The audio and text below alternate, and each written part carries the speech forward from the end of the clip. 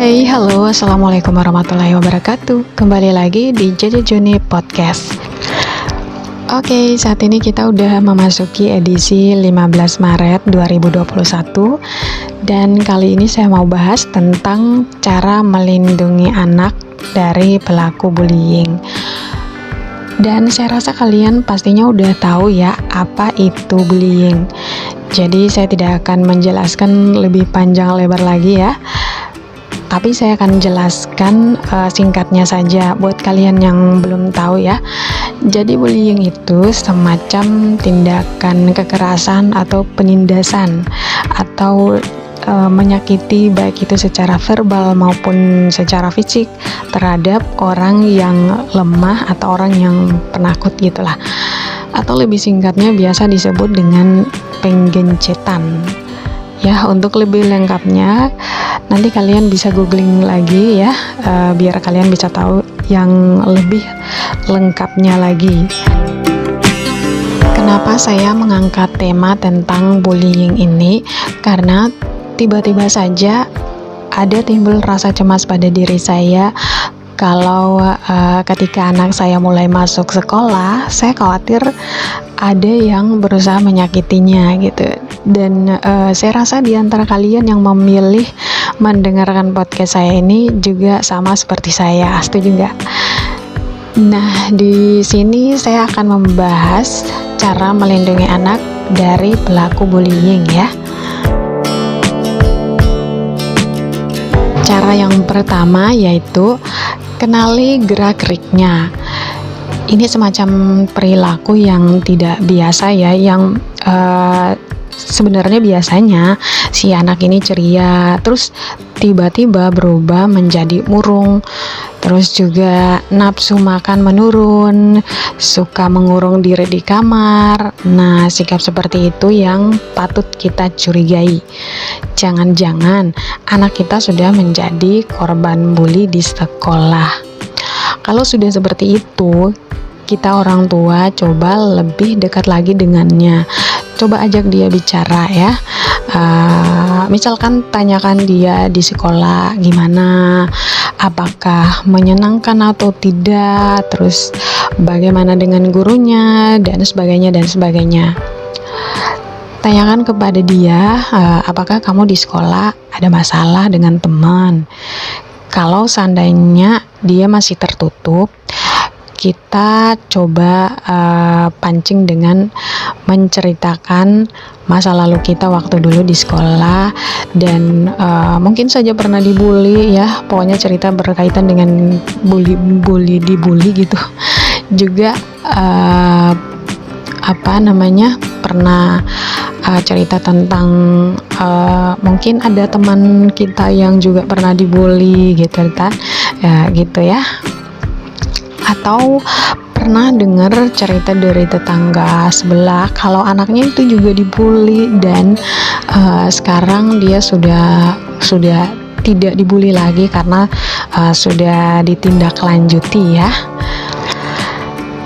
Sehingga di situ dia akan merasa bahwa bukan cuma dia seorang yang dibully dan buktinya juga ada yang terbebas dari pelaku bully tadi.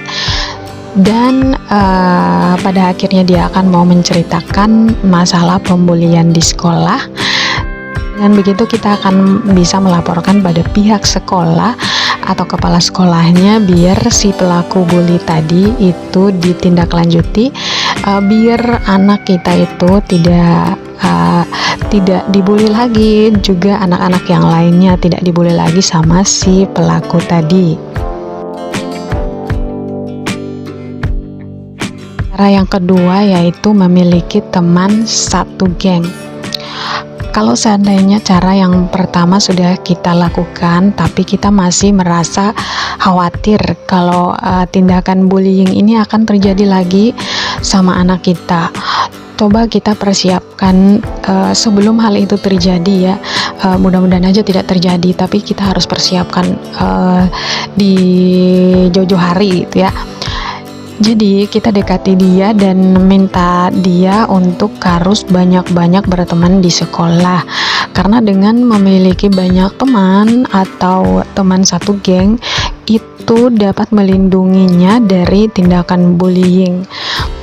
Karena pelaku bullying ini tidak akan berani kalau anak yang punya banyak teman. Soalnya temannya akan membela temannya di situ gitu. Jadi teman-temannya itu akan membela dia dari tindakan bully. Makanya si pelaku bully ini tidak akan berani macam-macam sama sekelompok teman gitu. Jadi si pelaku bully ini dia hanya berani pada anak yang menyendiri, tidak punya teman, tidak punya banyak teman. Nah itu dia akan jadikan sasaran gitu. Jadi pastikan anak kalian itu, bukan pastikan ya, tapi coba minta dia untuk banyak berteman gitu. Harus punya teman, satu geng, atau ya yang penting punya teman lah. Nah sekarang cara yang ketiga ya, yaitu bela diri. Kalau seandainya cara yang pertama dan cara yang kedua masih juga belum cukup, atau kalian masih merasa khawatir, sebaiknya mengikutkan anak di pelatihan bela diri, sehingga ketika dirinya dibully, dia dapat melindungi diri dengan bela diri yang sudah ia kuasai atau ia pelajari. Dan dengan menguasai bela diri ini juga dia bisa akan membantu temannya yang juga menjadi korban bully gitu.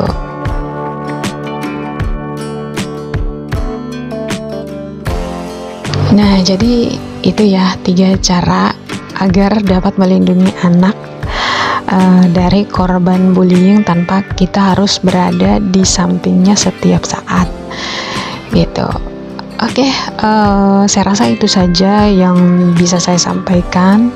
Kurang dan lebihnya mohon maaf ya. Semoga kedepannya saya bisa lebih baik lagi, dan semoga podcast saya kali ini bisa bermanfaat.